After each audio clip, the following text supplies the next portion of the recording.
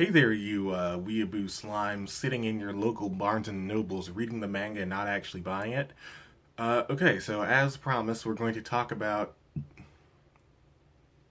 bees. Wait, I don't think it was bees, was it?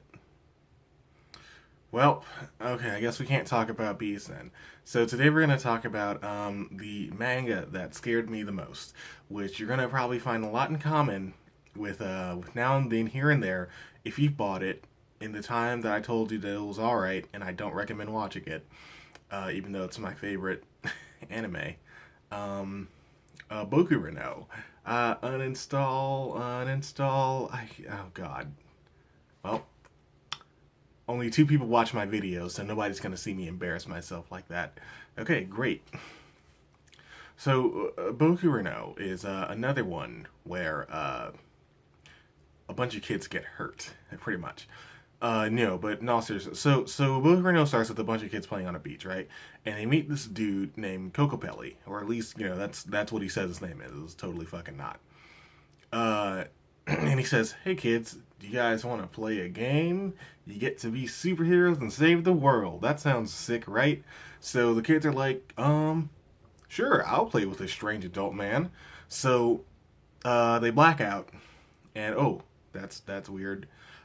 So it turns out the kids have been tricked. They have been tricked into saving the world. And here's the thing. And sorry if I get some of the details a little different because the anime and manga tell basically the same story, but the anime is a little less grim, even though it is rather grim. Uh, okay, so the kids have to pilot a giant robot, right? Uh, and they are piloting it against alien robots that all have very strange, non-robot like designs. Like, these aren't the kind of things you want to go out and get Figma from. Like, some of these things are obviously not made for combat. Like, there's one that's just a top. Um, like, think Remiel from Evangelion, or if you played Double Survivor 2, the Sepatrons, which were designed by the same dude, by the way. So the kids have to pilot the robot, right? Like, they all have to join up in one spot inside the cockpit, and the robot just shows up at random times. Like, so they know it's time to go. Like, when you see the robot, the enemy robot will show up very soon, so you all gotta get out there, go fighting it. So one of the kids pilots the robot, and here's the catch. When you're done piloting the robot, you die. Like, period. There are 15 kids, or was it 12? I think it was either 15 or 12. Um, and if you lose, the enemy robot will destroy the entire world. We later find out the entire universe, but I'm not gonna go into crazy spoilers too much. Okay, so cool. So we now have a group of kids that have to pilot the robot, and if they win, they die. If they lose, everyone dies. And again, I'm not gonna go in too much of the plot stuff, but the reason why this one gets me is that pretty much anything that reminds me of my own fleeting mortality will definitely gets me a little bit. And there's a certain extra level, like on top of that, of all of these kids are I think for the most part under 10, right? Right. So you have these people that are very young, who now have the real responsibility of saving the world, which is that's not an uncommon anime thing.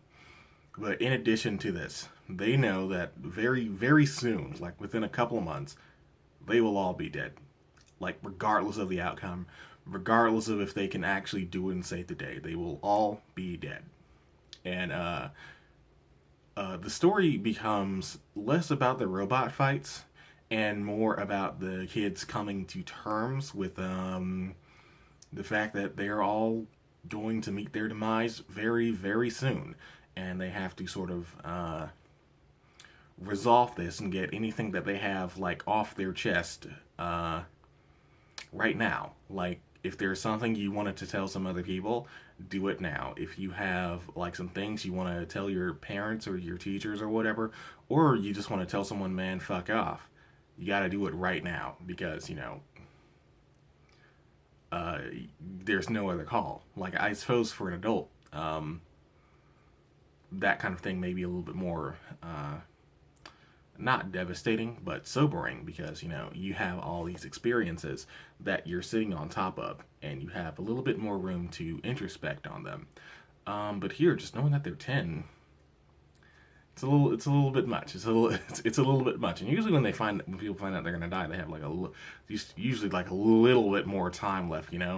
Like there's a certain amount of uncertainty. Like there's a certain to my understanding for medical technology, there's a certain